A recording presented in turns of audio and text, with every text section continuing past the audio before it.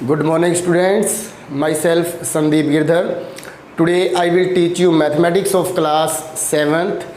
आज हम इस वीडियो के अंदर हमारा न्यू चैप्टर 8th स्टार्ट करने जा रहे हैं। मुझे उम्मीद है इससे जो प्रीवियस चैप्टर था हमारा 7th वो आपने बहुत अच्छे से कर लिया होगा। तो आज हम स्टार्ट करेंगे chapter number 8 ratio and proportion and unitary method. तो इसके अंदर सबसे पहले जो आज हम डिस्कस करेंगे वो है रेशियो के बारे में हम डिस्कस करेंगे। जो इससे नेक्स्ट एक्सरसाइज आएगी उसके अंदर हमें प्रोपोर्शन का यूज़ करना है, तो उस टाइम पे हम प्रोपोर्शन के बारे में जानेंगे।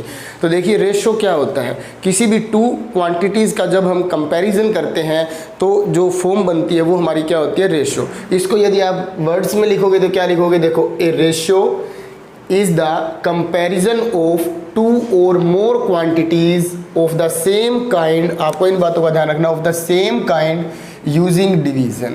the ratio of two quantities A and B, हम सपोज करते हैं टू क्वांटिटीज़ हमारे पास A और B दो क्वांटिटी हैं, इन दोनों का हमें रेशियो फाइंड करना है ऑफ द सेम काइंड। ये A और B दोनों सेम काइंड की हैं, कोई भी अलग नहीं है, इन द सेम यूनिट्स, और दोनों की यूनिट जो है वो भी सेम है। Is written generally as A ratio B, इसको हम बोलते हैं ए रेशो बी। ये जो टू डॉट्स आपको दिखाई दे रही हैं ये रेशो का सिंबल है। It is equal to A upon B, इस रेशो को हम ऐसे लिख सकते हैं ए अपॉन बी। जैसे 2:3 है तो इसको हम लिख सकते हैं 2/3। 3:2 को क्या लिख सकते हैं, 3/2। तो एक बात और आपको याद रखनी है, इससे रिलेटेड कुछ फैक्ट्स हैं वो हम जैसे ही एक्सरसाइज स्टार्ट करेंगे उसके अंदर उन फैक्ट्स का डिस्कस कर लेंगे। तो एक 2:3 इज़ नॉट इक्वल टू 3:2, तो ये रेशो दोनों इक्वल नहीं होंगे। तो देखिए अब हमें करना क्या है, क्वेश्चन नंबर 1 के अंदर हमें एक्सप्रेस करना है each of the flowing ratios in the simplest form. इसको सिंपलेस्ट फॉर्म में लिखना है। तो सबसे पहले हमें क्या गिवन है इसके अंदर, देखिए 28:63। तो 28 अपॉन में 63, तो रेशियो को हम इस तरह डिवीज़न की फॉर्म में लिख सकते हैं। अब इसको हमें किसके अंदर चेंज करना है, इसकी सिंपलेस्ट फॉर्म में। तो सिंपलेस्ट फॉर्म में तब तक चेंज करो इसको जब तक ये कैंसिल आउट होते रहेंगे किसी भी सेम टेबल से। तो आप इसको 7 की टेबल पे डिवाइड करके देखिए, जब 7 से हम इसको डिवाइड करेंगे तो 7 4 जा 28 और 7 9 जा 63। तो हमारे पास जो 4 और 9 आए हैं ऊपर और नीचे, इन दोनों को हम और किसी टेबल पे कट नहीं कर सकते, तो हमारा जो आंसर होगा वो क्या हो जाएगा, 4:9। इसी तरह से इसका जो सेकंड पार्ट है उसमें देखिए 105 डिवाइड बाई 133। तो अब इसको किसी सेम टेबल पे आपको कट करना है। यदि आपको इसकी टेबल नहीं पता लग रहा कि ये किस पे कट होगा तो हम इसके लिए क्या करेंगे, इन दोनों का HCF फाइंड कर लेंगे और HCF जो आएगा उससे फिर हम इसको क्या कर देंगे, डिवाइड कर देंगे। तो अब इसका जो आंसर आएगा वो आएगा 15/19। इसको सेम टेबल पे हमने कट कर दिया, तो इसका जो रेशियो की फॉर्म में लिखेंगे वो क्या आंसर हो जाएगा, 15:19। अब देखिए इसका जो थर्ड पार्ट है, थर्ड पार्ट में हम क्या करेंगे, ये इंपॉर्टेंट है, दोनों पार्ट ध्यान से देखना है आपने। 0.4 डिवाइड बाई 0.6, इसको सिंपलेस्ट फॉर्म में लिखना है। तो सबसे पहले हम डेसिमल हटाएंगे, तो इसको लिख सकते हैं 4/10 और इसको क्या लिख सकते हैं 6/10। और आपको पता है ये जो डिवाइड का साइन है ये मल्टीप्लाई में चेंज हो जाता है और इसका रेसिप्रोकल हो जाएगा, तो ये 10 क्या हो जाएगा 6। 10 से 10 कैंसिल हो जाएगा। अब 4/6 हमारे पास है, तो 4/6 को सिंपलेस्ट फॉर्म में चेंज करना है, 2 की टेबल पे डिवाइड कर देंगे। 2 2 जा 4 और 3 2 जा 6, तो इसका जो आंसर होगा वो क्या हो जाएगा, 2:3। अब देखिए इसके बाद इसका जो फोर्थ पार्ट है, फोर्थ पार्ट में हमें क्या स्टेटमेंट गिवन है, 2.7 डिवाइड बाई 9, इसको सिंपलेस्ट फॉर्म में चेंज करना है। तो ये देखो इसको लिख सकते हैं हम 27/10 और देखो नीचे क्या है, मल्टीप्लाई में 9 है। अब 9 1 जा 9, 9 3 जा 27, ऊपर हमारे पास 3 रहेगा और नीचे 10। अब ये आगे और डिविजिबल नहीं है तो इसको हम लिख सकते हैं 3:10। तो ये हमारी क्या बन जाएगी, सिंपलेस्ट फॉर्म।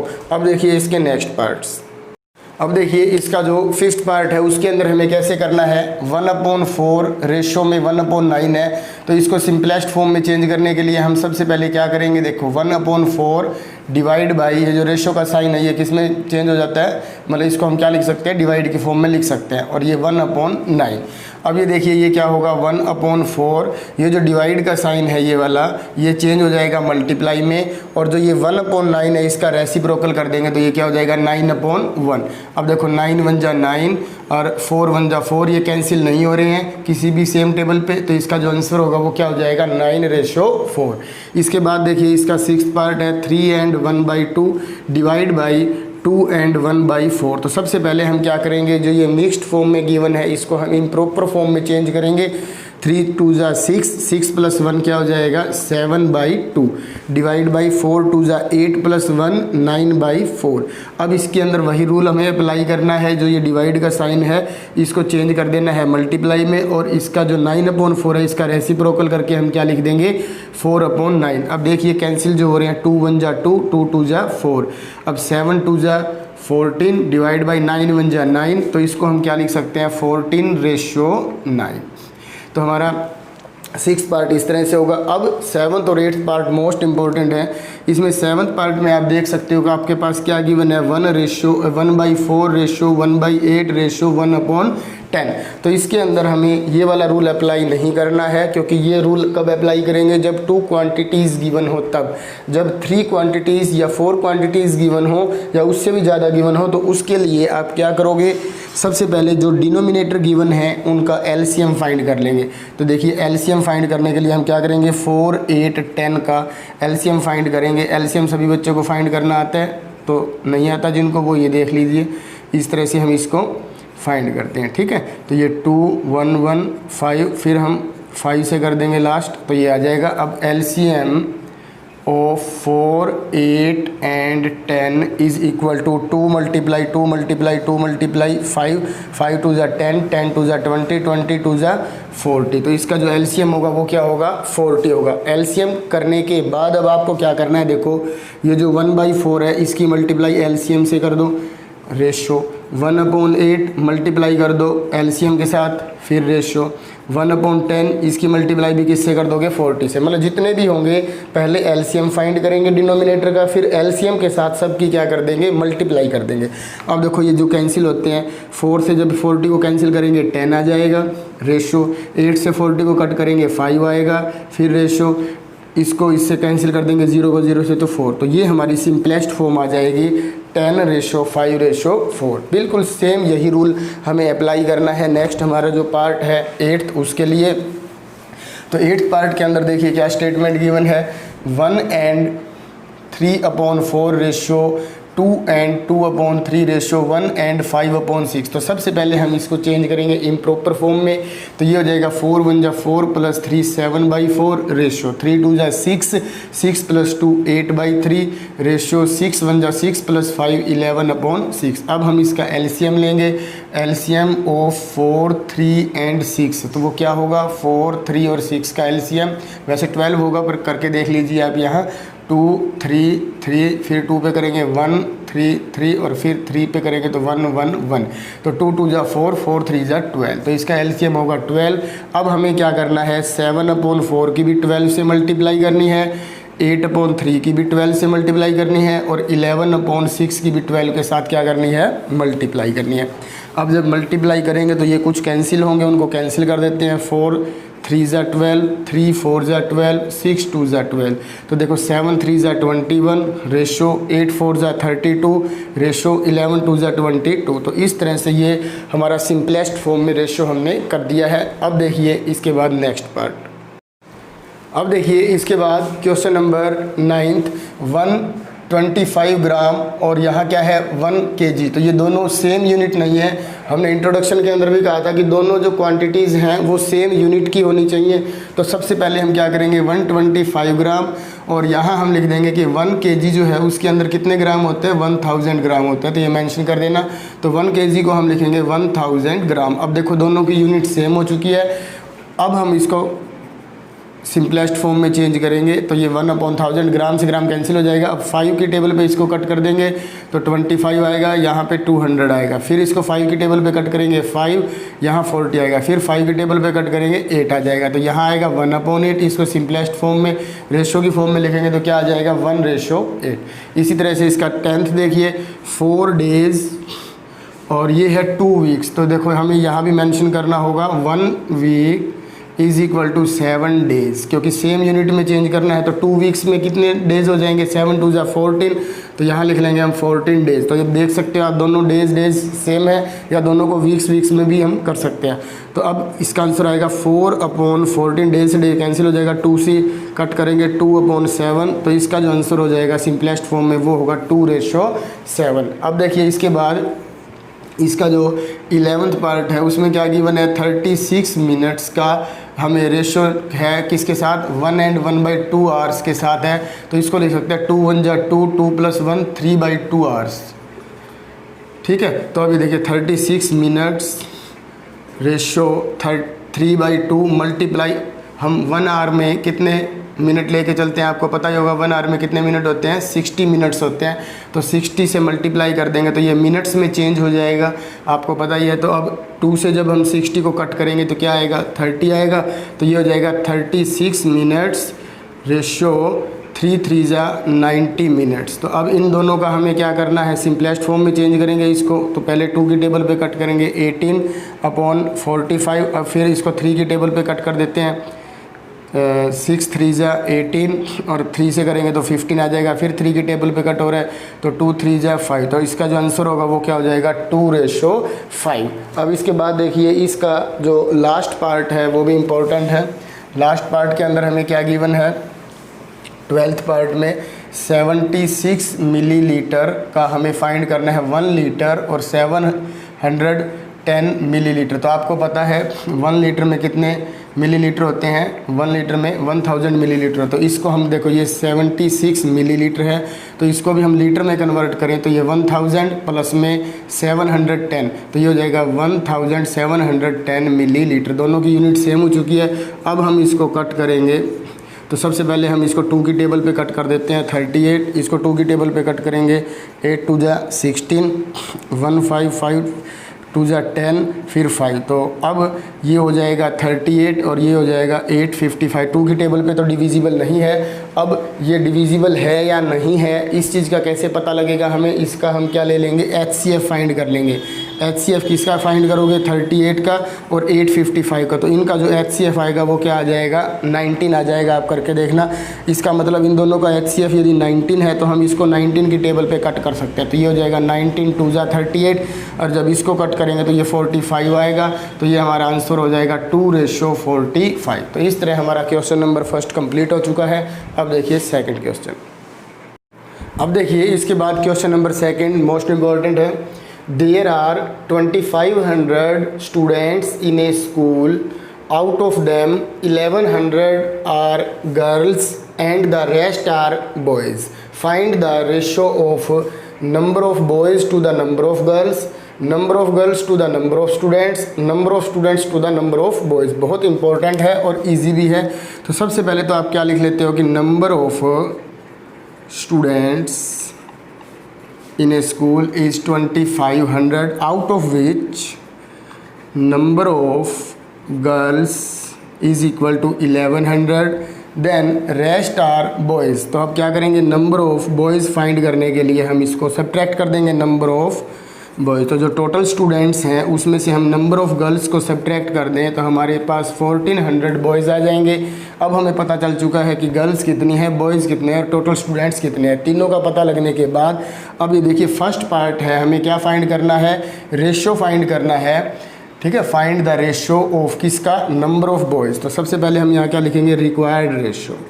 जो रेशो हमें फाइंड करना है वो क्या है, देखो नंबर ऑफ़ बॉयज़ ऊपर divide by number of girls, तो नंबर ऑफ़ गर्ल्स। तो आप यहाँ पे देखो नंबर ऑफ़ बॉयज़ लिखिए, नंबर ऑफ़ बॉयज़ है 1400 divide by number of girls क्या है 1100। 20 से 20 कैंसिल। अब 14 और 11 आगे सिंपलेस्ट फॉर्म में नहीं हो सकते, तो हमारा आंसर क्या आ जाएगा 14:11।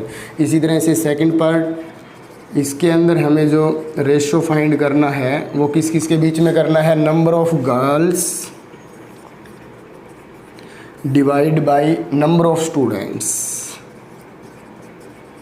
तो नंबर ऑफ़ गर्ल्स कितनी है 1100 डिवाइड बाई स्टूडेंट्स कितने हैं टोटल 2500। 20 से 20 कट, अब 11:25 आगे और सिंपलेस्ट फॉर्म में चेंज नहीं हो सकता। इसी तरह से इसका जो थर्ड पार्ट है उसके अंदर हमें जो रेशो फाइंड करना है वो किस किस के बीच में फाइंड करना है वो देखिए आप। नंबर ऑफ स्टूडेंट्स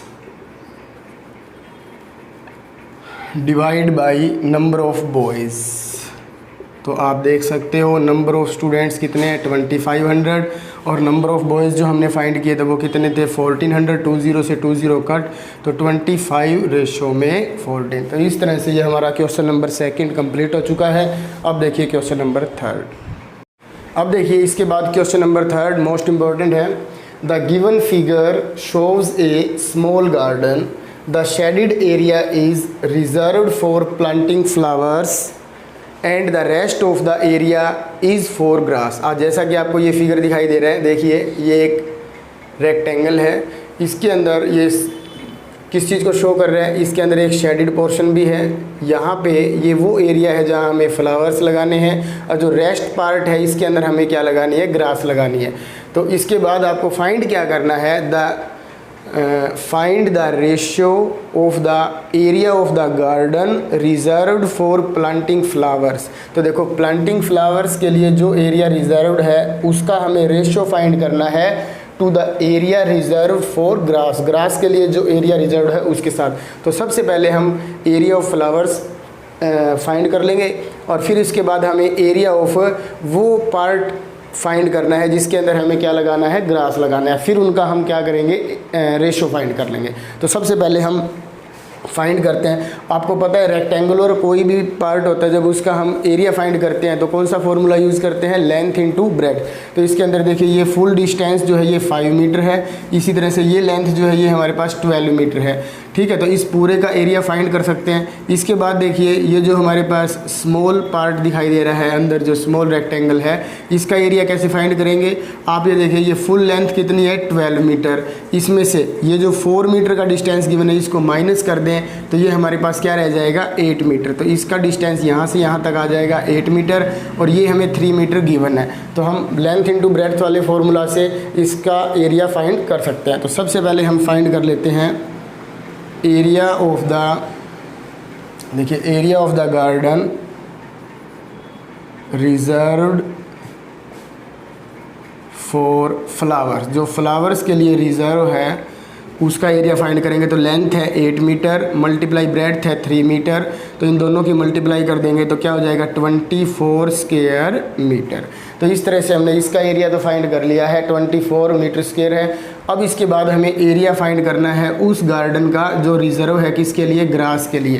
तो area of garden reserved for grass. तो उसके लिए क्या करेंगे, पहले तो इस फुल रेक्टेंगुलर गार्डन का एरिया फाइंड करेंगे। क्या होगा, लेंथ इनटू ब्रेड्थ। तो देखो लेंथ है इसकी 12 मीटर और ब्रेड्थ क्या है 5 मीटर। तो 5 मीटर इंटू 12 मीटर भी लिख सकते हो या फिर 12 पहले 5 बाद में लिख सकते हो। तो ये तो एरिया हो जाएगा फुल का। और हमें किसका एरिया फाइंड करना है, जो रिजर्व है ग्रास के लिए। तो ये फुल में से हम फ्लावर्स वाले को क्या करेंगे, सब्ट्रैक्ट कर देंगे। तो माइनस कर दो किसको, एरिया ऑफ फ्लावर्स को। तो यहाँ 8 × 3 क्या आया था 24। तो 24 स्क्वायर मीटर को माइनस कर देंगे। तो अब इन दोनों की मल्टीप्लाई करेंगे 60 स्क्वायर मीटर माइनस में 24 स्क्वायर मीटर। तो इसको जब हम सब्ट्रैक्ट करेंगे तो हमारे पास क्या आ जाएगा 36 स्क्वायर मीटर।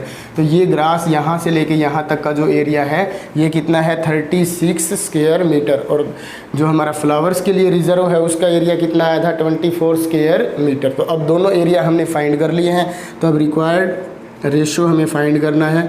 तो देखिए रिक्वायर्ड रेशो में क्या करना है, रिजर्व्ड फॉर प्लांटिंग फ्लावर्स। तो फ्लावर्स वाले का एरिया ऊपर लिखेंगे 24 स्क्वायर मीटर और डिवाइड बाय किसके साथ करना है, रिजर्व्ड फॉर ग्रास। तो ग्रास का कितना आया 36 स्क्वायर मीटर। स्क्वायर मीटर से स्क्वायर मीटर कैंसिल हो जाएगा। 2 की टेबल पे इसको कट करेंगे तो 12/18, फिर 2 पे कट करेंगे 6/9, फिर 3 पे कट कर देंगे 3 2 जा 3 3 जा। तो क्या आंसर आ जाएगा 2:3। तो इस तरह से हमारा जो रेशो आएगा वो क्या होगा 2:3। अब देखिए इसके बाद नेक्स्ट क्वेश्चन। अब देखिए इसके बाद क्वेश्चन नंबर 4 मोस्ट इम्पॉर्टेंट है ये भी। If the ratio of the length to the breadth of a rectangle be 5:3। देखिए एक रेक्टेंगल है और इस रेक्टेंगल की जो लेंथ और ब्रेड्थ है इनका रेशियो गिवन है, न कि लेंथ एग्जैक्ट और ब्रेड्थ एग्जैक्ट गिवन नहीं है। इन दोनों के बीच का जो रेशियो है वो क्या है, 5:3 है। एंड इट्स पेरीमीटर इज़ 144 और इसका जो पेरीमीटर है वो गिवन है 144 मीटर। तो find the length of the rectangle, आपको लेंथ फाइंड करनी है इस रेक्टेंगल की क्या होगी। तो जब भी आपको रेशियो गिवन होता है लेंथ और ब्रेड्थ का, तो उसके बाद आप क्या करते हो, तो सबसे पहले तो इसको लिख लेते हैं, ratio of length to the breadth of a rectangle is equal to 5:3। तो लेट लेंथ किसके इक्वल हो जाएगी, 5 के साथ मल्टीप्लाई कर दो आप x, तो लेंथ हो जाएगी 5x and breadth is equal to 3x। Given that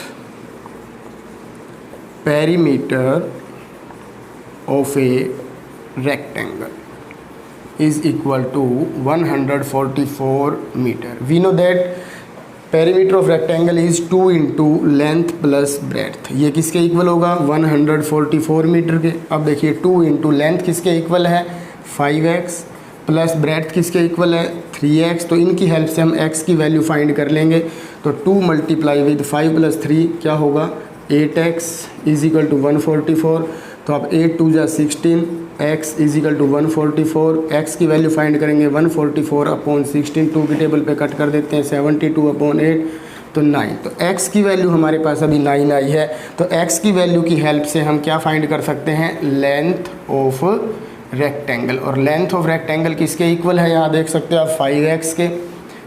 तो 5 मल्टीप्लाई विद x के प्लेस पे हम क्या लिखेंगे, 9। तो 9 5 जा 45 और ये देखो आप मीटर में है तो 45 मीटर। और यदि आपसे बस यहीं तक करना है, यदि आपसे ब्रेड्थ पूछ रखी हो तो ब्रेड्थ के लिए फिर आप क्या करोगे, 3x है और x की वैल्यू 9 है तो ये हो जाएगा 27 मीटर। यदि ये पूछ रखा हो तो करना है, अदरवाइज़ मत करना, ठीक है। तो ये आपका क्वेश्चन नंबर 4 भी कंप्लीट हो चुका है।